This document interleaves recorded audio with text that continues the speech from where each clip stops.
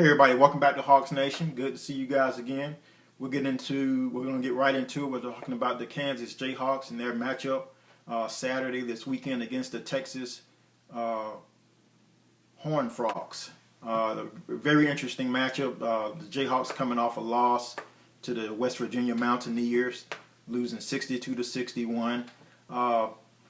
Going into that game, it's always hard to get a win. They lost last year at Morgantown, and even losing in that way because Andrew Wiggins, he scored about a little over 40 points.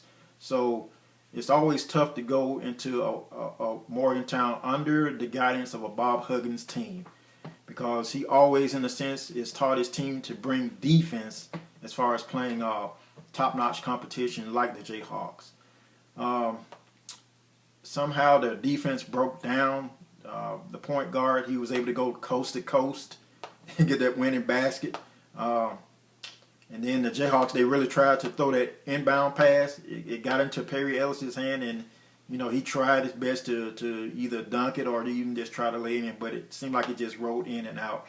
So, that's just a tough loss for the Jayhawks to swallow. Going into this Saturday's game against Texas, the Horned Frogs, it's going to be an interesting matchup because as far as looking at their roster, the Horned Frogs, they have a lot of, I would say, junior, sophomores, and possibly a few seniors on their team.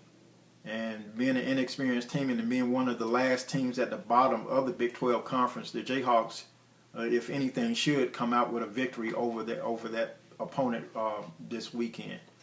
So I'm just looking forward to that game and seeing how the Jayhawks execute their plays.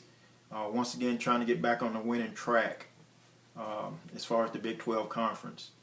And like I've always said, they're putting themselves into a good position as far as winning the Big 12 Conference, as far as the conference games that they're able to win. So we'll see how that plays out. And once again, I'll get back with you guys once that game is over and see what the weaknesses were and what the strengths were as far as them being able to get a win, or even if they do lose. But I'm hoping for a win, so just looking forward to that game. Of late, the Jayhawks have had, I would say, a lot of conference losses, because over the years they've only had either one or two losses, but now this year they have three.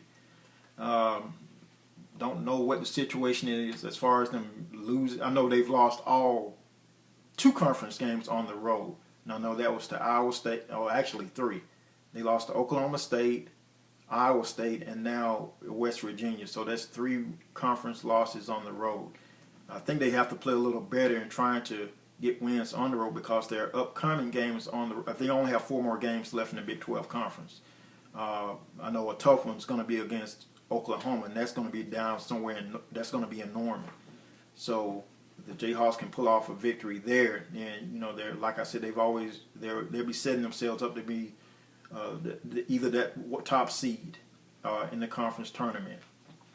And then not recently, but somewhere down the road, they play Texas, and that game's going to be in Lawrence. Now, I know then they're going to be trying to sport some new uniforms. I would say a retro uniform that they wore back in 1988 when they won their championship under Danny Manning, or behind Danny Manning and the Miracles at that time. So that's going to be interesting to see how Adidas has come up with a uniform that copies that particular uniform that they wore back then. So looking forward to that. Now I'm getting back into some more information concerning the Seahawks. The Seahawks, they've been more than likely busy at the combine, looking at these rookies and how they perform as far as their athletic ability. And me and another vlogger, we was talking online the other day about a receiver out of West Virginia. His name is Kevin White. His bio is he's about 6'3", and I think he weighs about 200 and either 15 or 10 pounds. But me looking at his highlights, the guy's fast, and he can break away from defenders like nothing. I think he'd be a great addition to the Seahawks organization as far as them moving him on the outside, along with another big receiver, perhaps Chris Matthews. They have 2 big receivers on the end. And then you could possibly move either Doug Baldwin or Paul Richardson into the slot, because we know that they both have speed on them and they can break free. And once they catch the ball and break free, there you know they're going to make yards. So that'll be an interesting scenario if they could use all four in a package and see how that works. And we know that during the offseason, the Seahawks are looking at three basic things to make the team better. I know they're looking at a position in a tight end as far as what I've read. They're looking at a defensive tackle, and if possible, they're looking at, I think, another offensive lineman. So if they're, in a sense, really focusing on those three areas, then the Seahawks can improve and play a little better when it comes to, the big games like the Super Bowl or even the playoffs. So, just looking forward to, see what the decisions that they're going to make during the offseason as far as free agency and also the draft picks that they do have. That's going to end it right now. And once again, like I said, I'm going to get back with you guys in another day or so. I have a few surprises I want to show you myself that I've gotten in the mail of recently. So I'm looking forward to showing you those. And I will see you guys later. Go Seahawks, Rock Chalk Jayhawk. See you later.